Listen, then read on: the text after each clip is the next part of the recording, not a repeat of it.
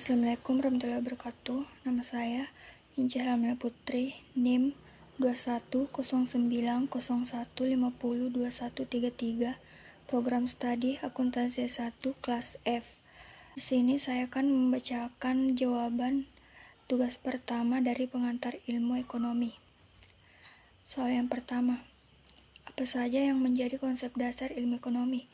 Ilmu ekonomi merupakan ilmu yang mempelajari perilaku manusia dalam memiliki dan menciptakan kemakmuran, sedangkan inti dari masalah ekonomi adalah adanya ketidakseimbangan antara kebutuhan manusia yang tidak terbatas dengan alat pemuas kebutuhan yang jumlahnya sangat terbatas.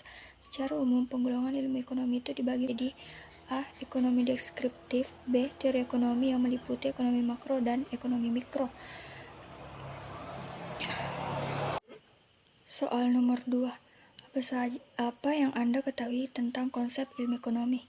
Pada dasarnya, ekonomi adalah ilmu yang mempelajari pilihan manusia.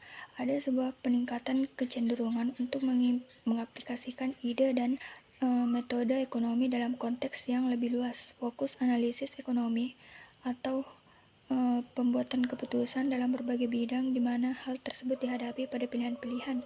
Ekonomi seharusnya tidak ditegaskan melalui pokok persoalannya, tetapi sebaiknya ditegaskan sebagai pendekatan untuk menerangkan perilaku manusia.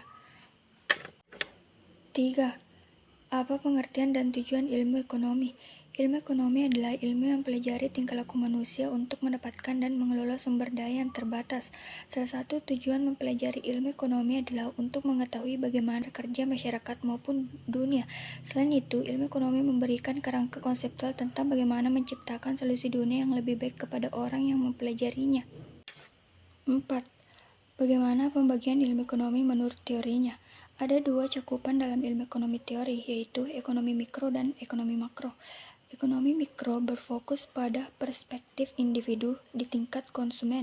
Ekonomi makro berupaya menemukan perspektif umum di tingkat nasional. 5. Menurut Anda, jika harga kebutuhan pokok pada saat menjelang Lebaran naik, apakah bisa dikatakan langka? Tidak. Saat menjelang Lebaran, banyak barang yang mengalami kenaikan harga merupakan fenomena yang sering terjadi. Naiknya harga pokok menjelang Lebaran itu karena dipengaruhi oleh adanya perubahan pada permintaan dan penawaran. Ada sebuah konsep bernama elastisitas permintaan dan penawaran. Elastisitas dalam ekonomi merupakan suatu tingkat kepekaan pada perubahan jumlah satu barang, akibatnya adanya perubahan dari faktor-faktor lainnya. 6. Mengapa pada saat hari raya keagamaan harga barang-barang kebutuhan pokok naik? Ada beberapa hal yang menyebabkan kenaikan harga kebutuhan pokok pada saat hari raya keagamaan, yaitu pertama, harga naik karena permintaan meningkat. 2. Adanya kartel bahan pokok. 3.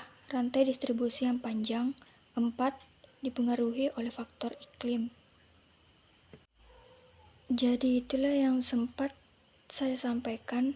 Apabila ada kesalahan kata, mohon dimaafkan. Wassalamualaikum warahmatullahi wabarakatuh. Jadi itulah yang sempat saya sampaikan. Apabila ada kesalahan kata, mohon dimaafkan. Wassalamualaikum warahmatullahi wabarakatuh.